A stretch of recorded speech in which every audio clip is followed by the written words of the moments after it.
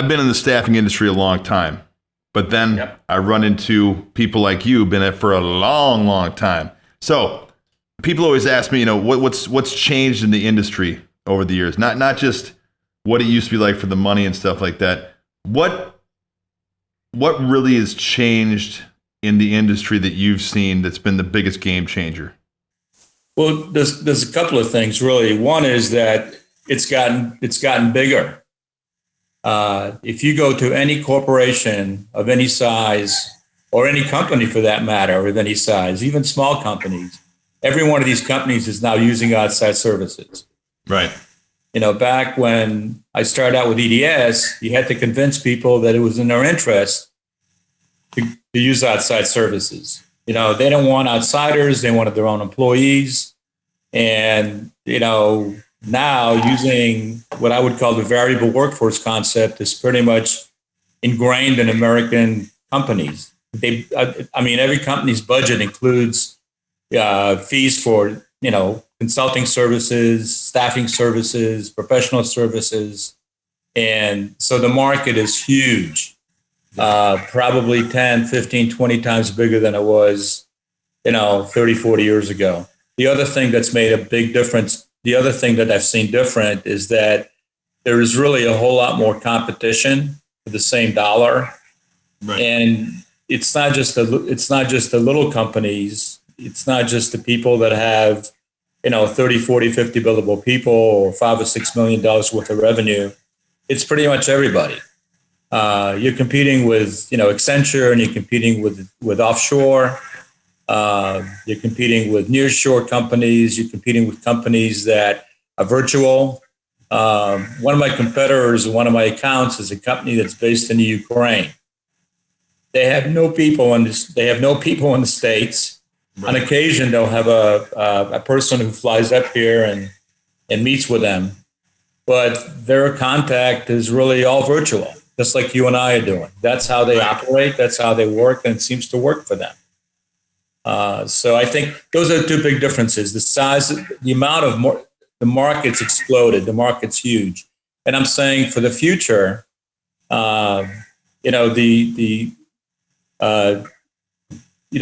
population trends, the technology trends bode very, very well. Okay. And there's some things happening right now. As you know, there's been a lot of pressure not to bring in H1s. Yeah. So there's much fewer H1 folks coming over to this country. And that's putting an added premium on the people who are already here. And for people that don't understand what Rich is talking about, H1B visas are a work visa that people from outside the U.S. get these H1B visas, and that allows them to come into the U.S. to work, not being a green card holder or a U.S. citizen. So I just wanted to clarify that for people that might not know what an H1B visa is. Most of the H1s are from India. Right. And the reason why that is because India uses English in their education system. So majority of these folks speak passable English. Some of them are excellent in English, but they all speak English. So that's different than most of the other countries. Now, other countries are doing the same thing. But so what I'm saying is that long term, you're going to need more people. And I think the model is translating more and more into using variable workforces. Companies don't want to have, 300 IT folks. Okay, they might want to have 30 or 40, and the rest is going to be consultants. Right. The other thing is some of the tasks are getting commoditized. Testing, coding.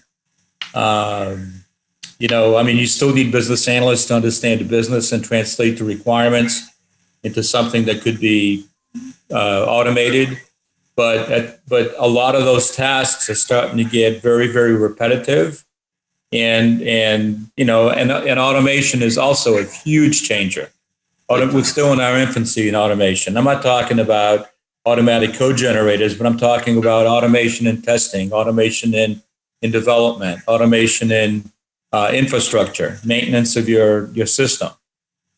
People are very, very advanced in some of these things. And I guess, maybe in 10 years, it'll be again a whole lot different. But somebody told me that automation is going to replace people. I don't think that's ever going to happen. I think you're going to need people, and you're going to need people maybe to do different things. But until machines can think logically and clearly and make snap decisions about different things on a regular basis, you're going to need people. So I think the future's bright.